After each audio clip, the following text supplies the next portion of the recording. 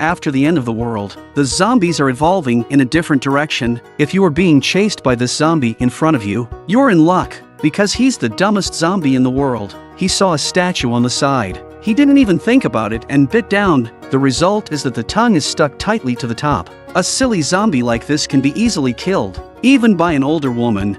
But if there are stupid zombies, there must be smart ones. This zombie has an IQ of 250. Don't think you can hide in an iris scan chamber and rest easy. The zombie bit off the researcher's eye, and then used his iris to open the metal door. The last type is the most vicious and the most powerful. They not only have a high IQ, and their speed is also very agile. You don't have to run when you encounter this kind of zombie, because there is almost no possibility of survival. And the human side, after a long post-apocalyptic experience, the existence of the zombie has been accustomed to. All kinds of methods to kill zombies are endless. This person directly transformed into Lady Liberty. Easy to solve the zombie attacked. And this man driving a harvester is a bit sick. He drove the harvester and followed the zombie without any hassle. Finally, the zombie was made into a meatloaf. The next man is even more vicious. He used the dummy to attract the simple zombies to him. Then he cursed to the side, holding a jack to keep pressing. Soon the world-famous Leaning Tower of Pisa collapsed. The 3 unlucky zombies were also crushed into meat cakes. After the end, the man still has a proud face, and the show's protagonist group of 4 is to play the idea of the White House. They have been outside for 10 years and have become a godlike existence. After easily solving the zombies outside, several people directly into the White House, they made it their home. The once naughty little Rock has also grown up, entering a rebellious period. She often wants to leave the home. As a stepfather, Tallahassee gave her all his love. Not only does he practice basketball skills with her, Christmas gifts are never left behind. Columbus and Wichita were already in a relationship, but when Columbus proposed to her with a pigeon egg-sized diamond, she rejected him mercilessly. Apparently,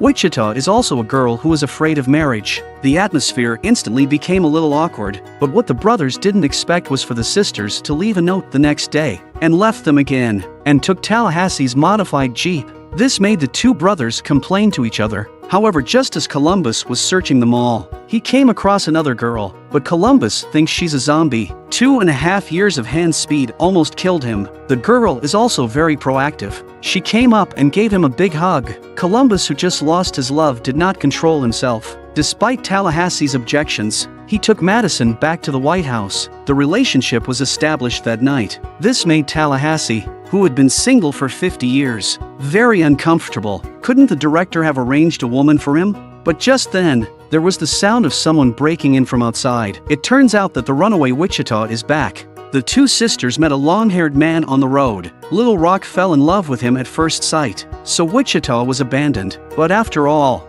blood is thicker than water. She is now back and wants to take the weapon and go to find Little Rock, and apologize to Columbus for leaving without saying goodbye. Just when Wichita thought the 2 were going to be back together, Madison shows up at the stairway. The relationship between the 2 is once again awkward. The next morning, the 2 of them are ready to leave to find Little Rock. But when Tallahassee saw the beat-up van, he got a little emotional. He thinks that a fierce man should drive a pink Jeep, and Madison was a drag, carrying a big bag out of the house. People who didn't know thought she was going on a trip. The 3 of them were also speechless. Then they drove off in this crappy van, but Tallahassee always wanted a different car. He had his eye on a clown car, but Columbus was afraid of clowns, so they changed to a RV. A few people came to the modified RV, but as soon as Madison opened the door, the RV's alarm went off automatically. The sound instantly attracted the zombies nearby. Tallahassee rushed to the car to turn off the alarm. The 3 old teammates quickly went into action. Columbus defends the roof of the car. Tallahassee and Wichita focused their fire on killing the walkers. They worked together very well, but the number of zombies was a bit too much. Wichita was changing magazines when a zombie pounced on her. In the nick of time, Madison came to Wichita's rescue with her water gun. They thought the danger was over, but a zombie suddenly emerged from under the car and grabbed Madison's ankle, but Columbus reacted quickly enough. A shot to save Madison. After taking care of all the zombies, the group set off again in the RV, but the next moment, the RV was scrapped. Tallahassee has second thoughts about the clown car, but Columbus, who has a phobia of clowns, won't get in. They had no choice but to ride in the broken van again, but as soon as they got on the road, Madison felt something was wrong. Had he just been bitten by a zombie? She rushed out of the car and started vomiting. Madison was about to mutate. Columbus can only kill her. 2 gunshots later, Columbus got back in the car again. At night, they finally found Little Rock's car in front of the Elvis Presley Memorial, but there was no one inside. Seeing the piano used by Elvis Presley, Tallahassee couldn't resist playing it, but he was knocked to the ground by Nevada. Nevada was about to pull the trigger. Wichita and Columbus arrived one after another, knowing that they were looking for someone. Nevada also lowered his guard and told them that Little Rock and the long-haired man had left the place. On the other hand, the long-haired man had taken Little Rock to Babylon. This is a safe zone created by a group of peace-loving people. They refuse to use force. All weapons must be handed in to enter. It's a clean slate in a post-apocalyptic world, and Tallahassee and his group were just about to leave for Babylon. They saw their modified car destroyed. Tallahassee was instantly furious. However, when the people in the car got down, several people were stunned. These 2 people are simply the low version of Columbus and Tallahassee. Is their reputation already so big? There are still people cosplaying. The 4 men were in sympathy with each other, but just when they were chatting happily, after suddenly heard a noise outside. When they got closer, they found that several zombies had climbed onto the Bigfoot. These zombies seemed to be the smart kind. The 2 imposters did not listen to the advice, had to perform in front of a real doomsday squad, but ended up in a bitter battle. When they returned, they found that they had been bitten. It didn't take long for the mutation to occur. The 2 imposters are quite powerful after they become zombies. It took them a lot of effort to kill them. Then the group decided to go to Babylon, and Tallahassee seems to have found true love. Nevada gave him a love ring. She said she would wait for him to come back. The car-loving Tallahassee naturally will not let go of the Bigfoot car, but when he got into the car, he realized he couldn't drive the car at all. They had to drive the broken van again. Unexpectedly, they ran into the clown car on the road again. Only when we got closer did we realize it was Madison. Apparently, this chatterbox is not very popular. It turned out that she was not infected with the zombie virus but had an allergic reaction to nuts. Columbus could not bear to kill her, so he just fired 2 shots into the sky. After a long journey, the group finally arrives in legendary Babylon. Tallahassee had had enough of this shitty van, so he got out of the van and threw a grenade.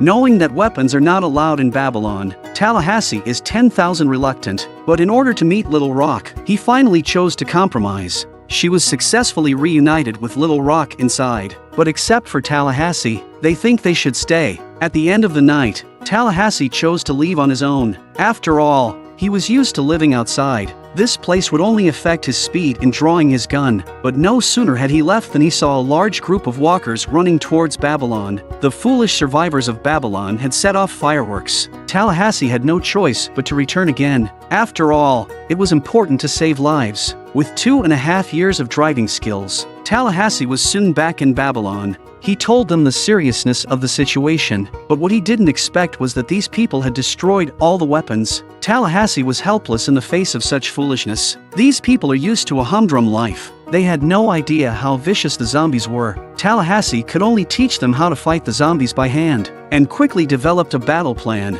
They used a fire hose to connect to the oil drums. Then they used toothpicks to pierce the pipe. Wichita lit the fuse. The fireworks on the turntable began to burst. The zombies were attracted to it. The crowd then ignited the gasoline. Then they quickly evacuated the field. The next second, the zombies poured in. The fire surrounded the zombies. The oil drum then exploded. The battle plan was successful, but they underestimated the number of walkers. More zombies came in again. Several people were instantly surrounded by walkers. Without weapons, they were sure to die this time. They simply gave up the fight. In the nick of time, Nevada drove the Bigfoot car and arrived in time, instantly crushed the crowd of zombies. They got into the big bike. Nevada began to perform in the crowd of zombies. After 10,000 spins, Nevada rushed straight to the gap. She did her ultimate kill shot. In the midst of cheering over and over again, Nevada gradually lost herself. Finally, she managed to turn the Bigfoot car over. As soon as they got out of the car, they were surrounded by walkers. Luckily, the people upstairs were able to help in time. Taking advantage of this gap, they entered the building and lured the walkers to the roof. The last step in the plan, there's a wall of people on both sides. Tallahassee is in a full sprint. He takes a last-minute leap. The zombies did not break the car and fell down the tall building, but the last 2 zombies grabbed Tallahassee's thighs. He was about to be dragged down. Suddenly a gunshot hit the zombie. It was Little Rock who fired the gun. The pistol Tallahassee gave him for Christmas had not been destroyed. Tallahassee escaped death. The crowd worked together to save him. At the end of the movie, Wichita agrees to Columbus' marriage proposal. Tallahassee also finds his true love. They have lived a shy life ever since.